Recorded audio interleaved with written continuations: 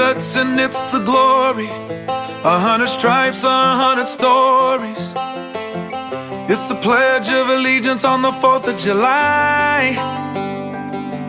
It's them handwritten letters from home. It's them sleepless nights alone.